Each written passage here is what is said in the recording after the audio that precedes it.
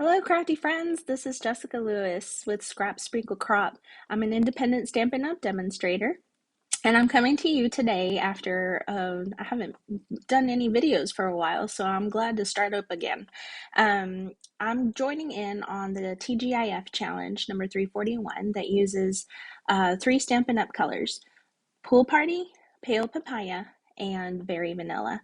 And I love that color combination. It's very soft and spring-like, which I know we're already in the fall season here in Texas, but it's going to be a fun color combination to work with.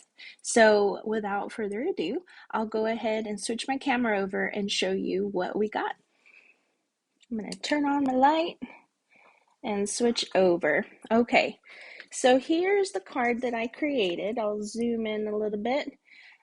This card is a little birthday card that I was planning on sharing for my mother-in-law, whose birthday was in September, and I did not create her a card, and she did give me some grief on it, but I'm going to give this to her and join in on the challenge as well. So this uses some of the Very Vanilla cardstock, and then some black cardstock. I use some accents of black, and then we also use the shimmery cardstock, and this is the inside of the card.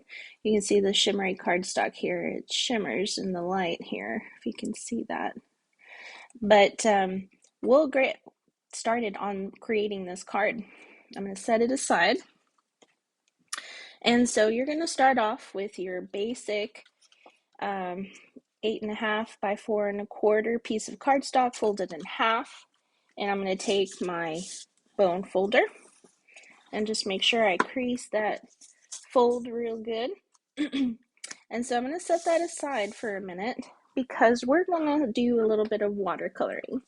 I have a 1.5 by 5.5 piece of watercolor paper, and I'm going to bring in some napkins, some paper towels to kind of keep my paper protected.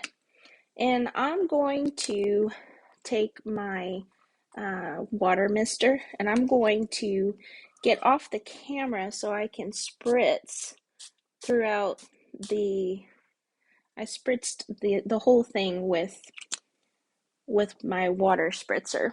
Okay, then I'm going to take a clear block and 2 inks. I got Pale Papaya and Pool Party.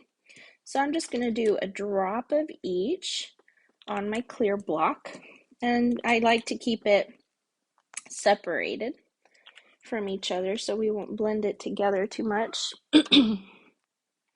And I have a water painter here, and I'm just going to squeeze about 4 drops here in the Pale Papaya ink, and I'm going to start at the top and just using my water brush, I'm just going back and forth and starting from the top and working my way down.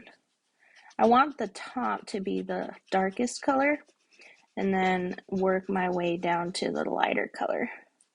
And it doesn't have to be perfect. It's very simple to do, actually. So I'm just going to wipe off my water painter and add a few drops of that water into my Pool Party ink, and I'm going to start at the bottom and just brush it on back and forth all the way until I mix it in with this Pale Papaya about halfway. Do that a little bit more.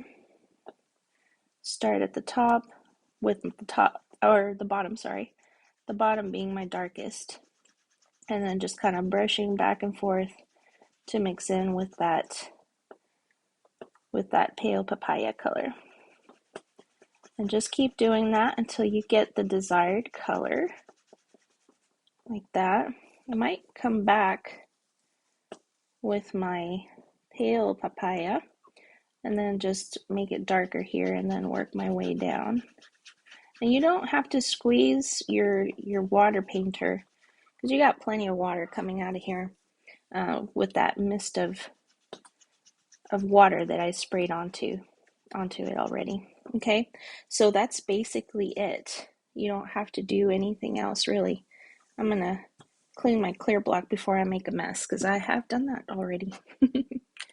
All right, so I'm gonna set that aside to dry, and we already have a piece that's already dry, so no need to wait for that to dry.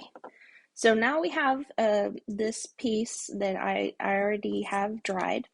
And what I did is I took a piece of black cardstock, and on the back of it I put some adhesive sheet, and Stampin' Up! Does sell that in their main catalog.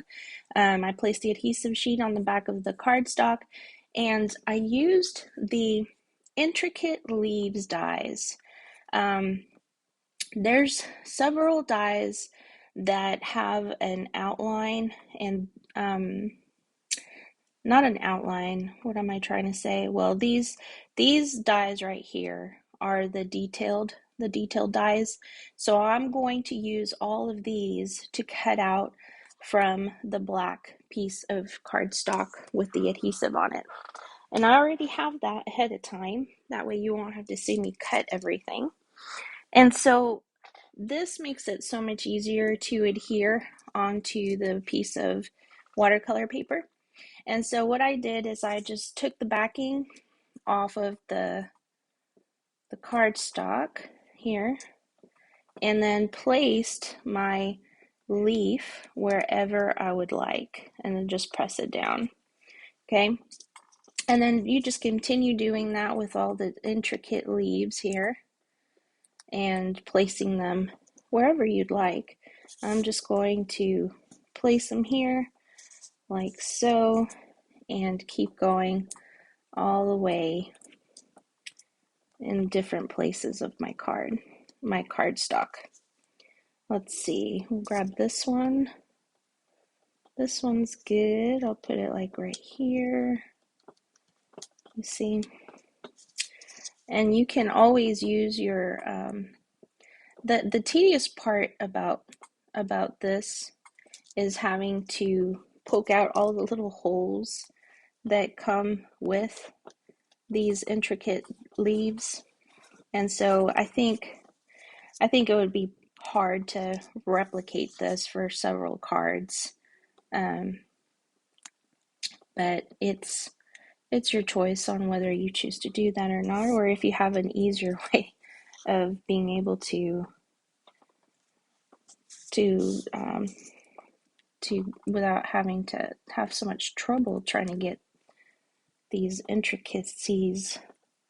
Let's see, I have a little bit of space here. I'm going to step that there. And I have one more. Let's see. So you can see the back of it. You'll probably need to trim it. And so what I'm going to do is I'm going to trim the back of this corner right here. And I'm actually going to reuse this little piece. Let's put it right here. How about this one? This one's better. That way it looks like the leaf actually got cut off there. There you go. Okay, so you just fill it however you like, however you see fit. You can use your take your pick tool and take out some of the little pieces that did not come off, like this one right here, and clean it up a little bit, and however you would like to have it. So I have a few extra pieces here. We'll use that for the inside of the card, but that looks good. All I have to do is just turn it around, trim these sides here, make sure it's evenly cut and cleaned up on the back. Last bit here, and that's it.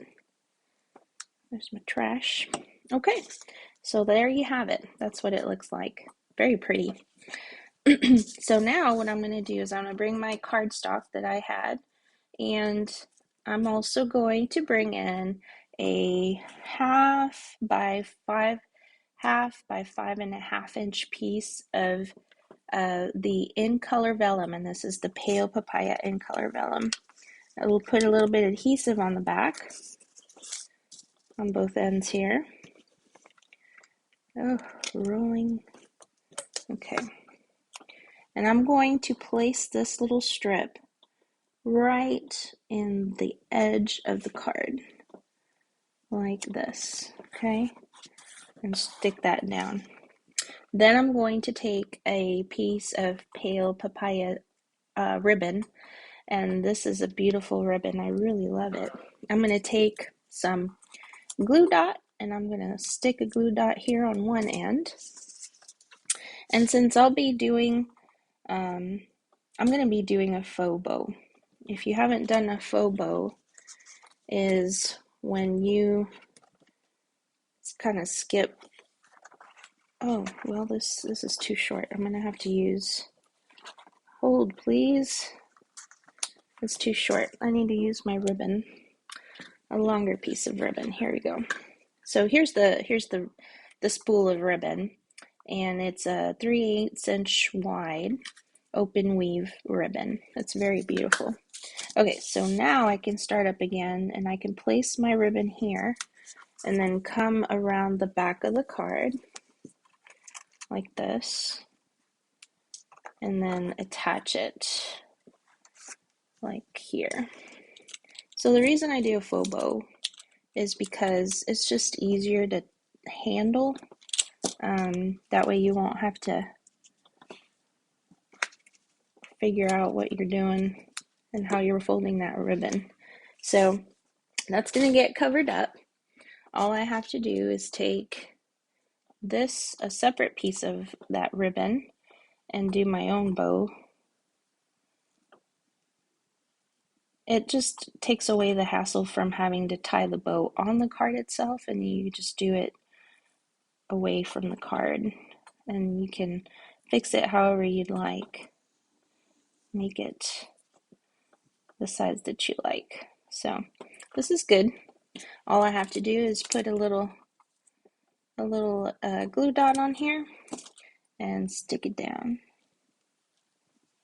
Okay, so there you have that. And I'm going to trim this up a little bit with my scissors on this side too. There we go. Okay, so you have that, and then all we have to do is stick down this piece here. Plenty of adhesive there. And I'm going to do it this way and attach it right next to this piece of this strip of pale papaya. Okay, so that's what we have so far. Now we need to cover this up a little bit, because I'm going to take the pale papaya and the Pool Party dark Stampin' Blends. These are the dark Stampin' Blends, and I'm going to use those, but I'm also going to use the pale papaya and Pool Party ink pads. I'm going to start with the pale papaya before I cover it up, and I'm going to use the Gorgeous Leaves stamp set. So this stamp set coordinates with the Intricate Leaves dies, like I showed you earlier. So I'm using this image from the stamp set, and I'm going to ink it up in some pale papaya. And I'm going to stamp it here, and then turn it around and stamp it here, like that. And then the Pool Party, let me clean this up a little bit. Okay, Pool Party is gonna, I'm gonna stamp it here, and then stamp again right here. Okay, so what that does, it just kind of gives it a more bold color at the corner here, because that's where I want my sentiment to go. So with that, I'm going to take a piece of paper, and I'm just going to cover this up right here. And I'm going to take, I don't know if you've seen this technique before, you take the brush tip of your Stampin' Blend and use the cap, and all you have to do is take your brush tip and flick it. And you see how that's creating some splashes. I love it. It's so much fun to do. Now I'm going to do that with the pale papaya. Same thing. Flick it. Looks very, very good. Do a little bit more here, down here, just to kind of give it. And you can do it as bold or as little as you can, but I think that looks good enough. So set that paper aside. And so all I have to do is I'm going to do a little bit of embossing. I'm going to take my sentiment, which my sentiment that I'm using is from the Sunny Sentiment stamp set. And I'm using the sentiment, it says, hoping your birthday's filled with all the best things. So I'm going to use that and some Versamark ink. I'm going to emboss this with black. So I'm going to ink up that sentiment real good. And I'm going to bring this down so I can see where I am stamping. I want it to be straight. Okay. And you know what I forgot? I forgot to use my embossing buddy. So I'm going to cross my fingers and hope that it comes out and doesn't have a lot of static to it. Oh, good. It looks good. I'm so glad. Sometimes there's a lot of static to it. So I'm going to cover that up.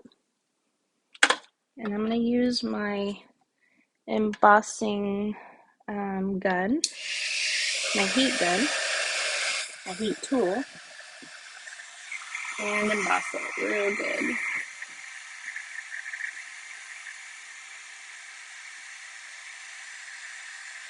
So you see the embossing powder melt and turn into a shine. Beautiful. That looks good. All right, so we were able to emboss that. And that is the finished card on the inside. Sorry, on the front. Now for the inside, actually what I had done is I had trimmed, I forgot to mention this part, I had trimmed the front of the card to about 1/8 of an inch. And that's about right here. The reason I did that is because I'm going to put a piece of